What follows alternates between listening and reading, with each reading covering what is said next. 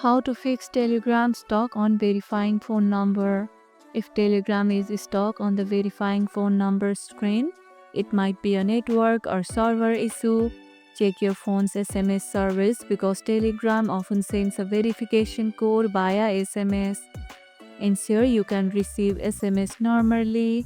Try switching internet connections or restarting your phone. Sometimes temporary network glitches cause verification delays. If you use a VPN, disable it as it may interfere with verification. Use the Call Me option if SMS verification fails. Telegram will call you with the code. Ever had to wait long for phone verification?